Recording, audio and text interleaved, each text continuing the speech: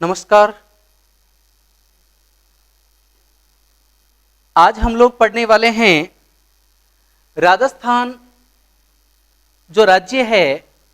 इस राजस्थान राज्य के जितने भी जिले हैं वो जिले किसी जमाने में रियासतें हुआ करती थी। तो उन जिलों का, उन रियासतों का प्राचीन क्या क्या नाम हैं उसके बारे में हम इस राजस्थान के मैप के अंदर पढ़ने वाले हैं।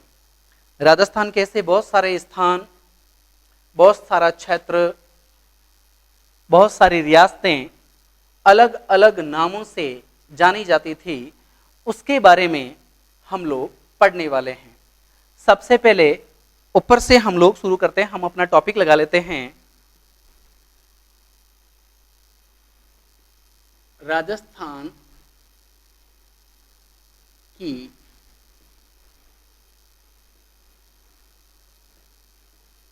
रियासतों के प्राचीन नाम। राजस्थान की रियासतों के प्राचीन नाम, अलग अलग जो स्थान, जो रियासतें हैं, उनके बारे में हम सबसे पहले बात करते हैं। सबसे पहले इन दो जिलों के बारे में हम लोग बात करते हैं। एक तो ये वाला हनुमानगढ़ और एक ये वाला श्री गंगानगर। ये श्री गंगानगर है और ये हनुमानगढ़ है। इन दोनों का एक नाम चलता है योद्धेय।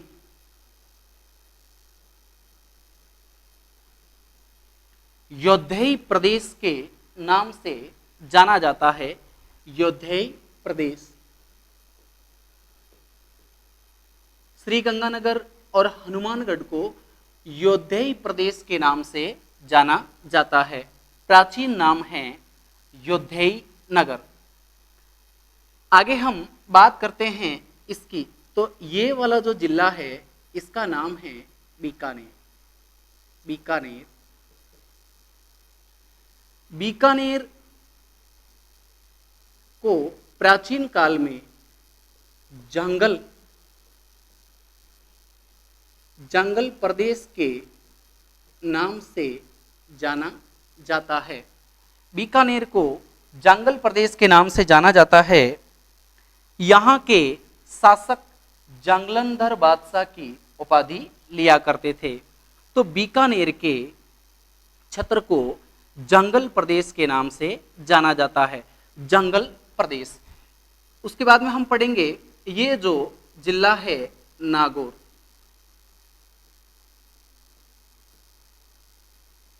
नागौर। नागौर प्राचीन काल में अहिछत्रपुर के नाम से जाना जाता था। अहिछत्रपुर।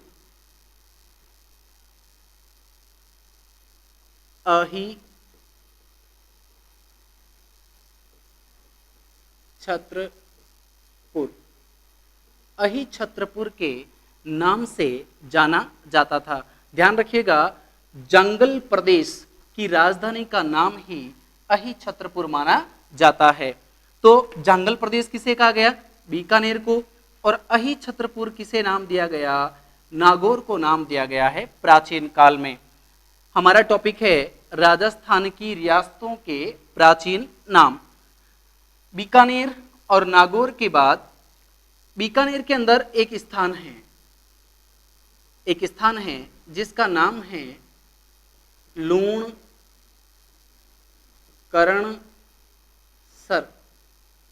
लूणकरणसर। ये जो लूणकरणसर है इसे राजस्थान का राजकोट कहा जाता है। राजस्थान का राजकोट कहा जाता है क्योंकि यहाँ पर मूंगफली का उत्पादन सबसे ज्यादा होता है। मूंगफली उत्पादन के कारण ये जो लूणकरणसर है बीकानेर का, इसे राजस्थान का राजकोट नाम दिया गया है। इसके नीचे आगे हम बात करते हैं, यहां पर जिला है जैसलमेर।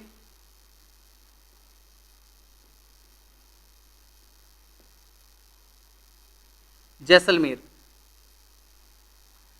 जैसलमेर जो जिला है इसके प्राचीन नाम मिलते हैं मांड,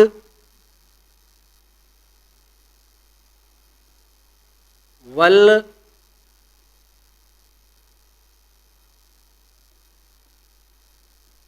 दुंगल, ये नाम जैसलमेर के मिलते हैं।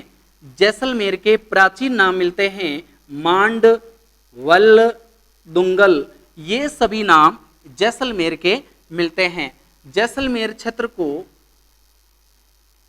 मरु भी कहा जाता है। मरु, ध्यान रखिएगा, एक प्रश्न आता है कि मरु महोत्सव कहाँ मनाया जाता है, तो मरु महोत्सव का संबंध मरु महोत्सव का संबंध जैसलमेर जिले से माना जाता है। मरु महोत्सव का संबंध जैसलमेर के नाम से जाना जाता है। ध्यान रखिएगा, ये प्राचीन नामों के अंदर हम बात कर रहे हैं। जैसलमेर को मांड, वल और दुंगल के नाम से जाना जाता है। इसके नीचे जिला है बाड़मेर। बाड़मेर जिला, बाड़मेर जिले का नाम आता है, एक तो थार नाम आता है, थार के नाम से भी बाड़मेर को जाना जाता है। थार के नाम से भी जाना जाता है। एक इसका नाम आता है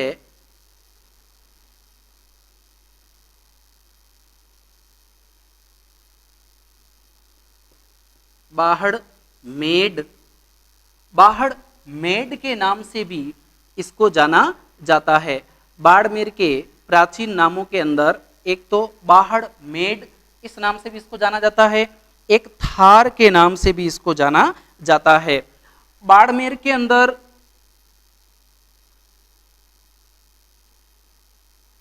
एक पर्वत है जिसका नाम है पीपलूद, जो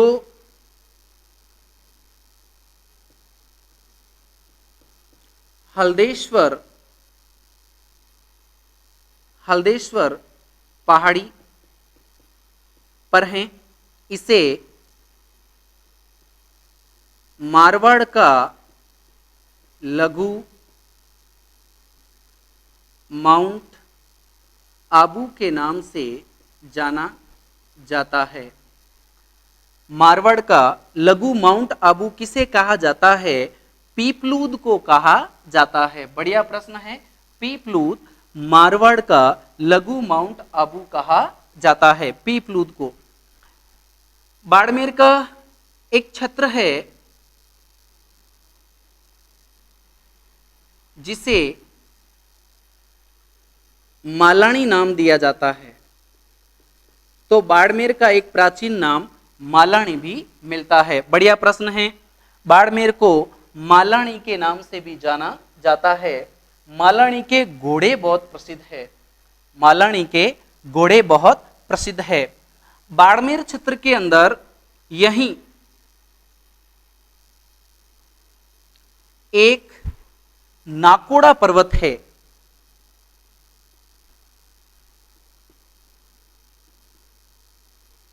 नाकोड़ा पर्वत, जहां जैनों का मंदिर बना हुआ है। यह नाकोड़ा क्षेत्र बाड़मेर का मेवा नगर कहलाता है। मेवा नगर कहलाता है। बढ़िया प्रश्न है, पूछा जा चुका है कि राजस्थान का मेवा नगर किसे कहते हैं? राजस्थान का मेवा नगर किसे कहते हैं? तो नाकोड़ा क्षेत्र कहां पर पड़ता है? बाड़मेर के अंदर पड़ता है। ये जो पीपलूद, जो हल्देश्वर पहाड़ी, ये क्षेत्र भी कहां पड़ता है? बाड़मेर के अंदर पड़ता है। फिर हम बात करते हैं कि बाड़मेर के प्राचीन नाम क्या हो गए? थार हो गया, बाहड़ मेड हो गया, मालानी हो गया। ये सभी बाड़मेर से जुड़े हुए नाम हैं। आगे हम बात करते हैं यह जिला, इसका नाम है जालोर। बाड़मेर से नीचे जो जिला है इसका नाम है जालोर। जालोर क्षेत्र का प्राचीन नाम एक तो चलता है नेहड़, नेहड़। अब इसको नेहड़ क्यों कहा गया, तो याद रखिएगा ये जो बाड़मेर और जालोर का जो क्षेत्र है, बाड़मेर और जालोर का जो ये क्षेत्र है, ये क्षेत्र यहां आज भी सफेद रेत के टीले हैं, और सफेद रेत के टीले ये बताते हैं कि यहाँ किसी जमाने के अंदर बड़ा कोई महासमुद्र लहराता था। तो जहां पर समुद्र लहराता हो या लहराता था, ऐसा भूभाग नेहड़ के नाम से जाना जाता है। इसीलिए जालोर और बाड़मेर का ये वाला जो क्षेत्र है, ये नेहड़ के नाम से भी जाना जाता है। जालोर का एक नाम मिलता है जलालाबाद, जालोर का ही प्राचीन नाम मिलता है जलालाबाद। जलालाबाद नाम किसने रखा है, अलाउद्दीन खिलजी के द्वारा रखा गया है जलालाबाद। एक जालोर का नाम मिलता है जाबाली, जाबालीपुर। जालोर का एक नाम जाबालीपुर मिलता है, जाबालीपुर नाम मिलता है। जाबालीपुर नाम इसलिए मिलता है क्योंकि यहां पर जांगलंधर ऋषि की तपोभूमि रही है, और जांगलंधर ऋषि की तपोभूमि होने के कारण यह क्षेत्र जालोर कहलाया है। याद रखिएगा, जालंधर,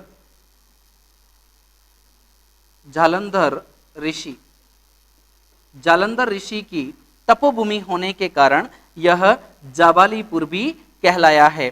जालोर के अंदर एक स्थान है जिसका नाम है सांचोर। जालोर में एक स्थान है जिसका नाम है सांचोर। सांचोर इसकी एक तहसील है, और सांचोर को राजस्थान का पंजाब कहा जाता है।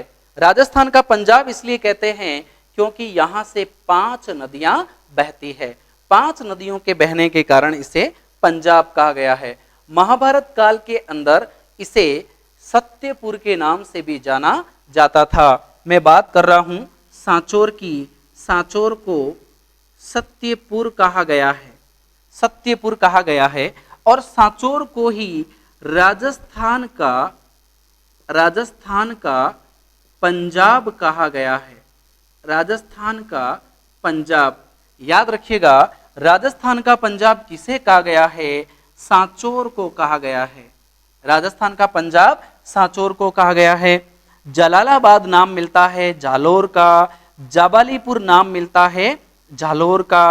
और जाबालीपुर नाम क्यों था, क्योंकि यह जालंधर ऋषि की तपोभूमि था, इसीलिए इसका नाम माना जाता है जाबालीपुर। यहां पर हम बात कर रहे हैं जालोर जिले की। याद रखिएगा, जालोर से ऊपर जिला पड़ा है हमने बाड़मेर। बाड़मेर के अंदर एक किला पड़ता है, एक गढ़ पड़ता है। उस गढ़ का नाम है सिवाना। गढ़ का नाम है सिवाना। सिवाना गढ़ है, सिवाना दुर्ग। सिवाना दुर्ग को या चूंकि हम जालोर की बात कर रहे हैं, तो सिवाना दुर्ग को जालोर दुर्ग की कुंजी कहा जाता है। जालोर दुर्ग की कुंजी कहा जाता है। जालोर दुर्ग की कुंजी कहा जाता है सिवाना दुर्ग। सिवाना दुर्ग को मारवाड़ के राजाओं की शरण स्थली के नाम से भी जाना जाता है कि यह मारवाड़ के राजाओं की शरण स्थली था। मारवाड़ के राजाओं की शरण स्थली के नाम से भी जाना जाता है। मारवाड़ के राजाओं की शरण स्थली के नाम से भी इसको जाना जाता है। अब हम बात कर रहे हैं जालोर से आगे। यहां पर जालोर के जस्ट नीचे जो जिला है, इसका नाम है सिरोही। अब हम सिरोही जिले के बारे में बात करने वाले हैं कि ये सिरोही जिला जो है, इसे प्राचीन काल में अर्बुदा प्रदेश के नाम से जाना गया है। अर्बुदा प्रदेश के नाम से जाना गया है। इसे देवड़ा वाटी के नाम से भी जाना गया है। अर्बुदा प्रदेश और देवड़ा वाटी नाम इसके मिलते हैं।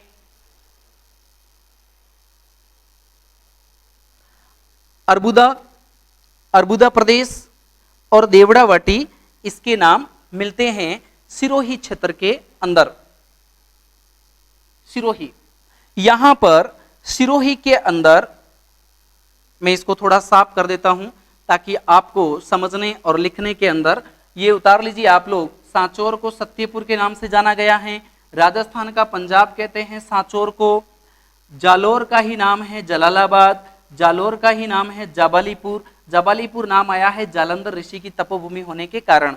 याद रखिएगा, बाड़मेर और जालोर के बीच का यह रेगिस्तानी क्षेत्र नेहड़ के नाम से भी जाना जाता है। नेहड़ इसको माना गया है।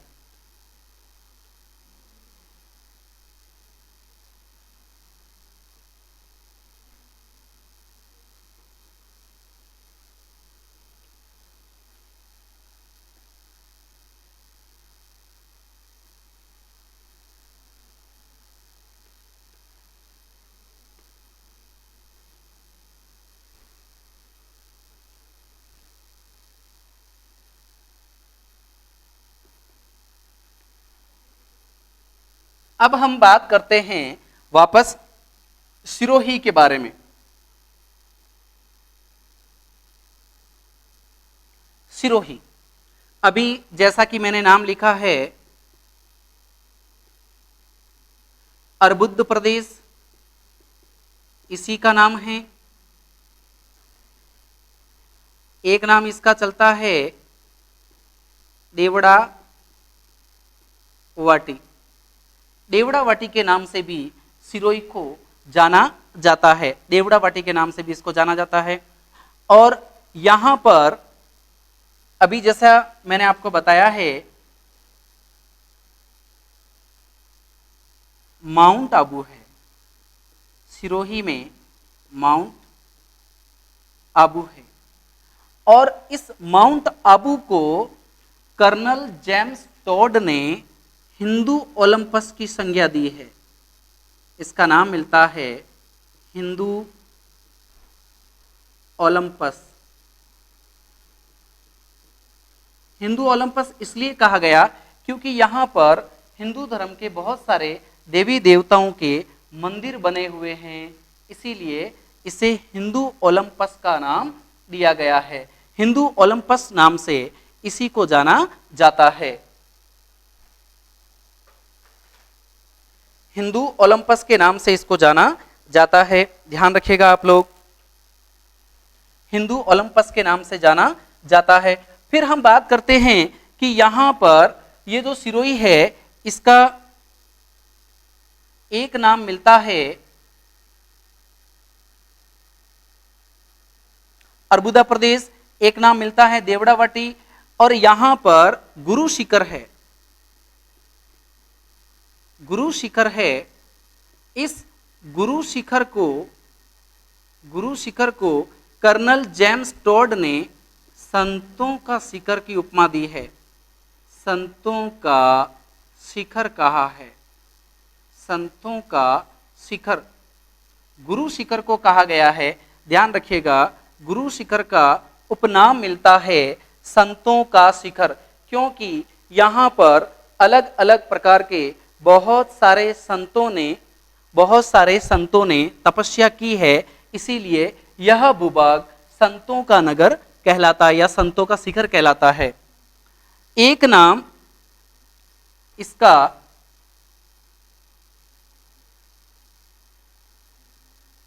ठीक है, ये तो हम लोगों ने बात की है सिरोही के बारे में। अब हम सिरोही से नीचे बात करते हैं उदयपुर के बारे में। उदयपुर, सिरोही के नीचे जिला है उदयपुर। इसको मैं साफ कर देता हूं।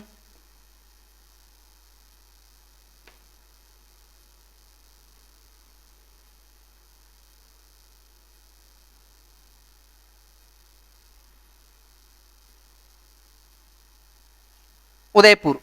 उदयपुर को जब आप मानचित्र के अंदर देखेंगे तो इसका जो नक्शा बनता है वो लगभग ऐसा बनता है जैसे ऑस्ट्रेलिया का आकार हो, बिल्कुल ऑस्ट्रेलिया के आकार का इसका मैप बनता है। याद रखिएगा, उदयपुर, उदयपुर का जो प्राचीन नाम मिलता है, एक नाम मिलता है इसका सिवी।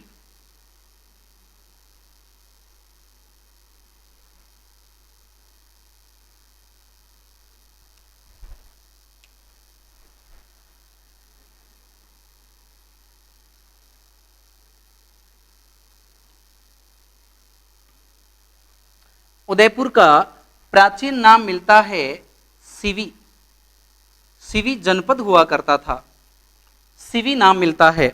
उदयपुर का प्राचीन नाम मिलता है सिवी।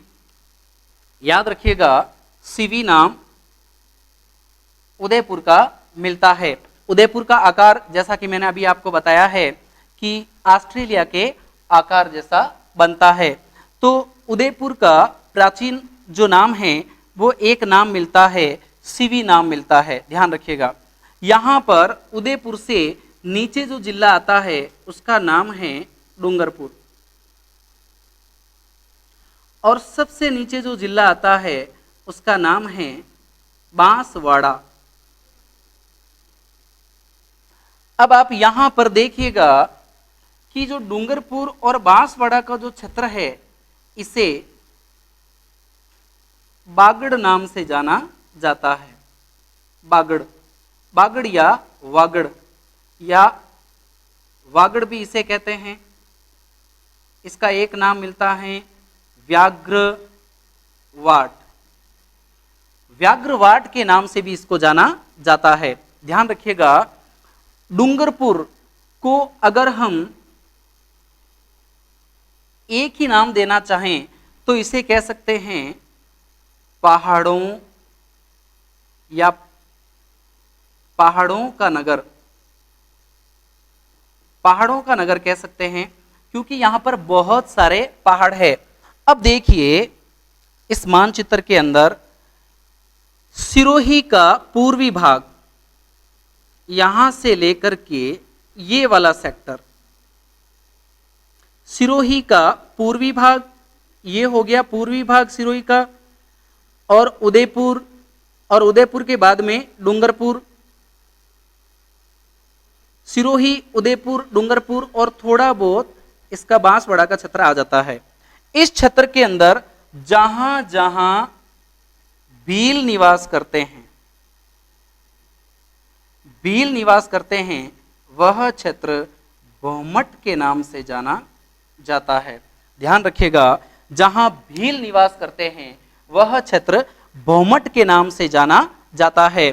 सिरोही का पूर्वी भाग, उदयपुर, डूंगरपुर और थोड़ा सा बांसवाड़ा का ये वाला उत्तरी वाला जो क्षेत्र है जहां भील निवास करते हैं वह क्षेत्र भौमट के नाम से जाना जाता है। ऐसा पहाड़ी क्षेत्र भौमट के नाम से जाना जाता है।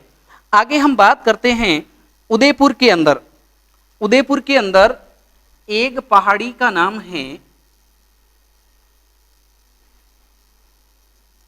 एक पहाड़ी है रागा, एक पहाड़ी है जरगा। रागा और जरगा पहाड़ी के बीच का जो ये भूभाग है, रागा और जरगा पहाड़ी के बीच का जो ये भूभाग है, इसका नाम देशहरो, इसका नाम है देशहरो। देशहरो, तो देशहरो भूभाग या देशहरो क्षेत्र कहां पड़ता है? रागा व जरगा के बीच। ये हो गई रागा पहाड़ी, ये हो जाएगी जरगा पहाड़ी। तो रागा और जरगा के बीच का जो भूभाग है वह देशहरो के नाम से जाना जाता है। देशहरो प्राचीन नाम उदयपुर के अंदर ही आता है। आगे हम बात करते हैं, यहां उदयपुर के अंदर पहाड़ियां हैं तस्त्री नुमा। तो ऐसी जो तस्त्री नुमा पहाड़ियां हैं, इन तस्त्री नुमा पहाड़ियों को, तस्त्री नुमा पहाड़ियां, पहाड़ी उदयपुर में क्या कहलाती है? गिरवा के नाम से जानी जाती है। ध्यान रखिएगा, गिरवा कहलाती है ना। तस्तरी नुमा पहाड़ियां उदयपुर में गिरवा कहलाती है। तो गिरवा छत्र भी कहाँ है? उदयपुर के अंदर पड़ता है। अब हम बात करते हैं यहां डूंगरपुर और बांसवाड़ा के बीच का पहाड़ी छत्र, डूंगरपुर और बांसवाड़ा के बीच का पहाड़ी छत्र, ये वाला जो छत्र है, पहाड़ी जो छत्र है, इसे देवल, देवल या मेवल के नाम से जाना जाता है। देवल या मेवल के नाम से जाना जाता है डूंगरपुर बांसवाड़ा के बीच का पहाड़ी क्षेत्र। अब एक आपको विशेष प्रश्न ध्यान में रखना है कि राजस्थान में मानसून का प्रवेश, राजस्थान में मानसून का प्रवेश कहां से होता है? तो यहां से होता है। सर्वप्रथम बांसवाड़ा, फिर डूंगरपुर। तो आप यूं कह सकते हैं कि राजस्थान में मानसून का प्रवेश वागड़ छत्र से होता है। और अगर पर्टिकुलर डिस्ट्रिक्ट की बात आए कि जिला ही पूछा गया है, तो जिला आपको बताना है बांसवाड़ा, बांसवाड़ा। तो राजस्थान में मानसून का जो प्रवेश है दक्षिण राजस्थान के बांसवाड़ा जिले से, या हम यूं कह सकते हैं वागड़ क्षेत्र से मानसून राजस्थान के अंदर प्रवेश करता है। तो ये तो बात हुई बांसवाड़ा तक का जो छत्र है उसकी। बांसवाड़ा को 100 द्वीपों का शहर कहते हैं, नगर कहते हैं। बांसवाड़ा को 100 द्वीपों का शहर या नगर के नाम से जाना जाता है। ध्यान रखिएगा कि ये जो बांसवाड़ा है इसे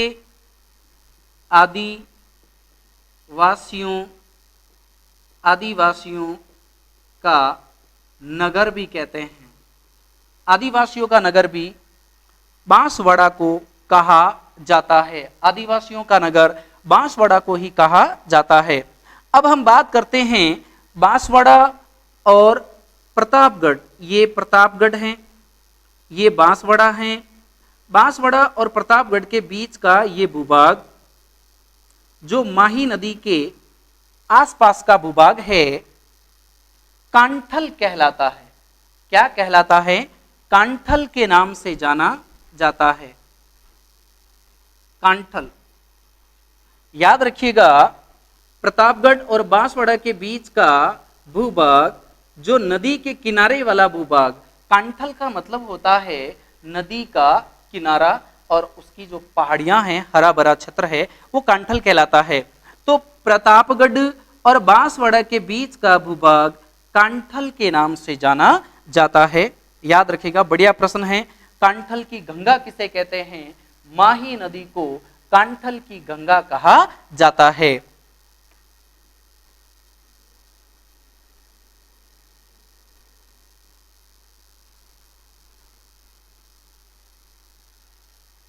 चलो आगे बात करते हैं हम यहां प्रतापगढ़ के बारे में। प्रतापगढ़ का प्राचीन नाम चलता है राधा नगरी। इसे राधा नगरी के नाम से भी जाना जाता है। प्रतापगढ़ को राधा नगरी के नाम से भी जाना जाता है ना। प्रतापगढ़ के अंदर एक दरगाह है,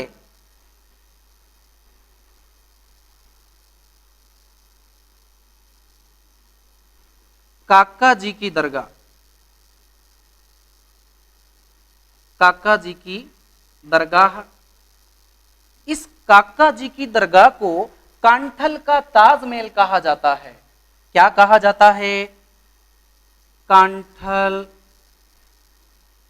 का ताजमहल कहा जाता है। कांठल का ताजमहल इसी को कहा जाता है। ध्यान रखिएगा, प्रतापगढ़ के अंदर काका जी की दरगाह है, इसे कांठल का ताजमहल कहा जाता है। बांसवाड़ा, ये नाम आया है बांसवाड़ा। बांसवाड़ा जो राजस्थान का सबसे दक्षिणी जिला है, इसे प्राचीन काल में प्राचीन काल में लौढ़ी काशी के नाम से भी जाना जाता रहा है। राजस्थान की लौढ़ी काशी, राजस्थान की लौढ़ी काशी के नाम से भी बांसवाड़ा को जाना जाता है। बांसवाड़ा का नाम राजस्थान की लौढ़ी काशी के नाम से भी जाना जाता है। आगे हम बात करते हैं, ये जो प्रतापगढ़ और यहां जिला है झालावाड़। प्रतापगढ़ और झालावाड़ के बीच का जो भूभाग है, प्रतापगढ़ और झालावाड़ के बीच का जो भूभाग है उसे मालव के नाम से जाना जाता है। मालव प्रदेश, प्रतापगढ़ और झालावाड़ इसे मालव प्रदेश भी कहा जाता है। क्योंकि ये क्षेत्र एमपी वाला क्षेत्र है, मालवा क्षेत्र है, इसीलिए प्रतापगढ़ और झालावाड़ के जो बीच का ये भूभाग है इसे मालव जनपद के नाम से भी जाना जाता है। बढ़िया प्रश्न है। आगे हम बात करते हैं, यह जिला है चित्तौड़गढ़। चित्तौड़गढ़ जिला, चित्तौड़गढ़ जिले का जो प्राचीन नाम मिलता है, चित्तौड़गढ़ जिले का प्राचीन नाम मिलता है नगरी। क्या नाम मिलता है? नगरी। नगरी नाम मिलता है चित्तौड़गढ़ का। अब ध्यान रखिएगा, हमने यहां पर उदयपुर में एक नाम पढ़ा है सिवी।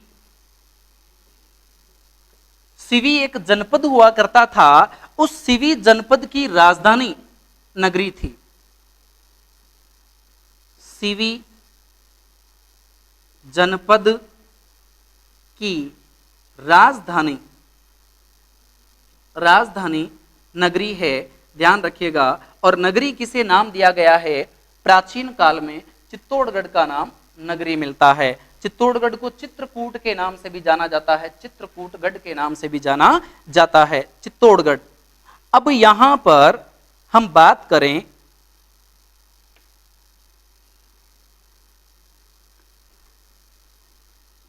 एक क्षेत्र पड़ता है